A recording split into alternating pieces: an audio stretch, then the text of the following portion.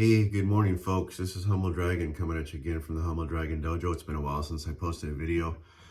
I just want to talk about, you hear me say a lot about 3K karate, which in the practical karate community, they call it 3K karate because there was this mindset of the 3Ks.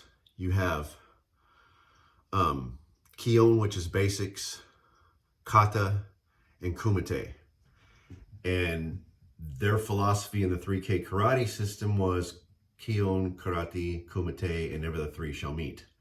Meaning that they were separately studied, and when you practice a holistic type of karate, you're incorporating all of it. You're incorporating your basics, or your Kion, your Kata, and your Kumite should all be inclusive. You shouldn't have three separate little entities.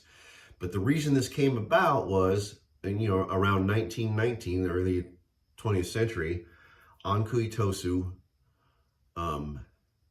introduced karate to the Okinawan school systems.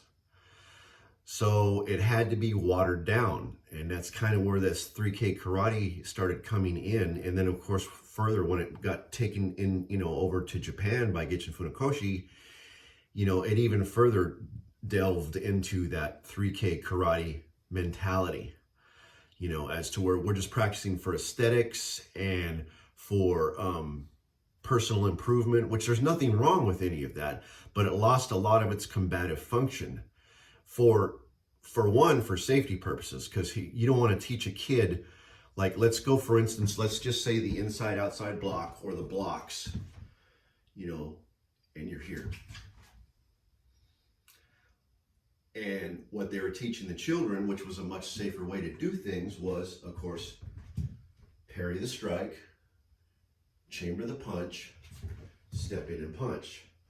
But we all know in a real fight situation, that's really not going to work. This was designed for more or less, I see it sometimes, it's designed for several different things. You can translate that into a lot of different movements, but here's one of the violent techniques that you don't want to teach school children. You don't want them out there in the schoolyards, breaking each other's arms. Because here, if I cover and crash because of the wild, and I get a hold of an arm, I'm going to go just like that and hyperextend it.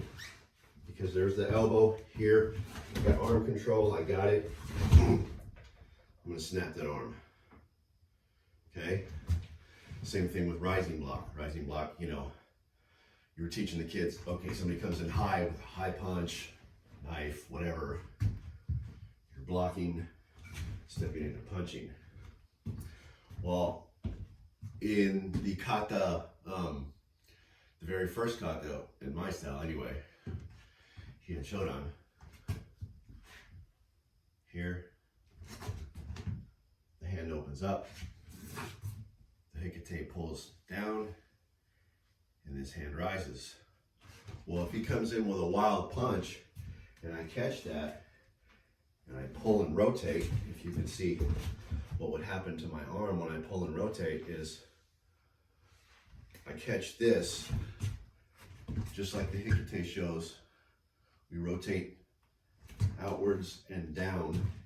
If this is my hand and somebody rotates it outwards and down, it's going to open up that elbow, right?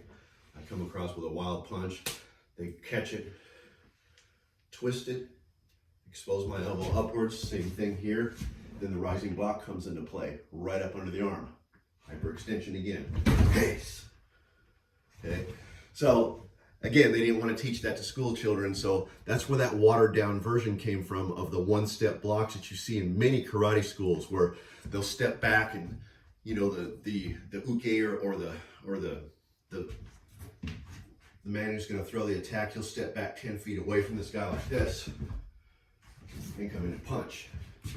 And then the defender will block, step in and punch. So that's where those one steps came in, but they're not practical.